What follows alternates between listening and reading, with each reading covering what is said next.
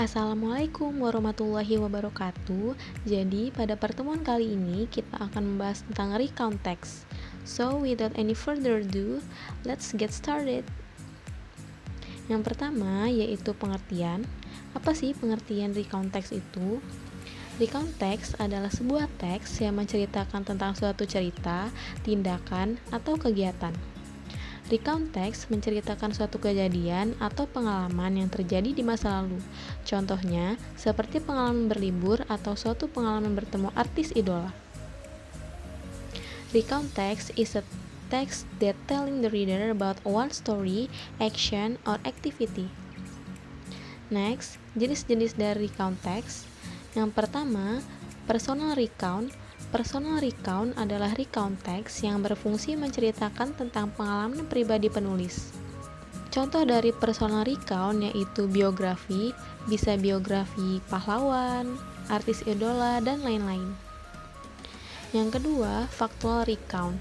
Factual recount adalah recount text yang berfungsi untuk menyajikan laporan peristiwa yang benar-benar terjadi. Contoh dari factual recount adalah peristiwa sejarah. Dan yang ketiga, imajinatif. Imajinatif adalah jenis recount text yang berfungsi menyajikan sebuah cerita imajinatif atau tidak nyata, lalu menuliskan peristiwa atau kejadian yang telah terjadi. Contoh dari imajinatif adalah kisah dari Putri Tidur dan lainnya. Selanjutnya yaitu tujuan recount text. The purpose of recount text is to entertain or inform the readers. Tujuan dari recount text yang pertama untuk menghibur dan menginformasikan para pembaca.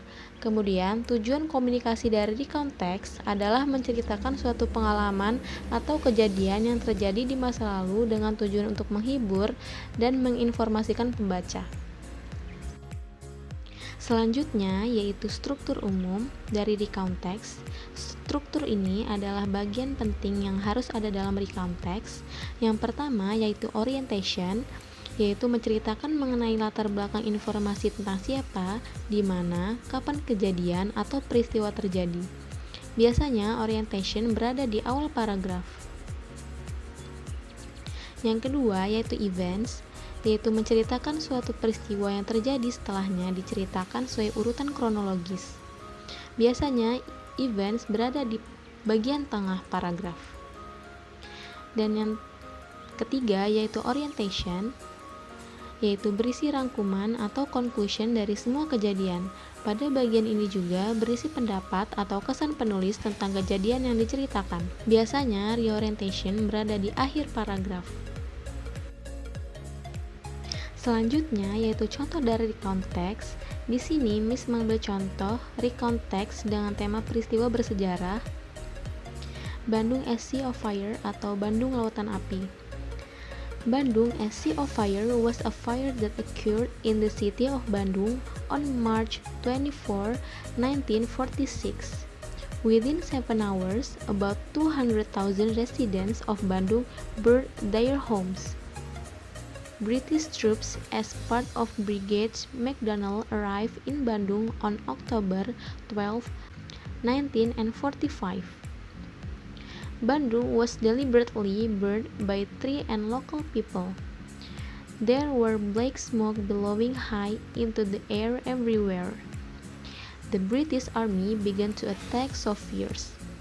The great battle happened in the village named Dayakolot in South Bandung, where there were a large ammunition depot belonging to British. In this battle, Barisan Rakyat Indonesia destroyed the ammunition depot.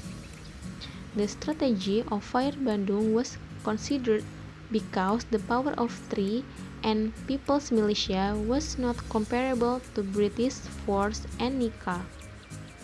This incident inspired to create the famous song Halo Halo Bandung. Jadi, kali ini kita akan belajar menentukan struktur umum pada recount text. Jadi, pada paragraf pertama terdapat pengenalan dan keterangan waktu dan tempat, yaitu the city of Bandung on March 24, 1946. Jadi, paragraf pertama yaitu masuk ke dalam orientation, dan untuk paragraf kedua terdapat urutan kejadian atau kronologi pada Bandung Lautan Api.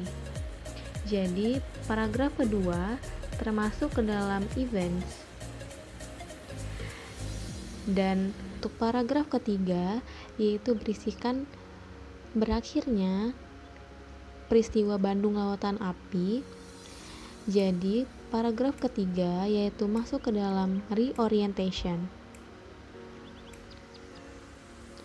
Oke, I think enough untuk pertemuan kali ini. I hope you learn something from this video, and I'm so sorry if so many mistakes. Thank you. Wassalamualaikum warahmatullahi wabarakatuh.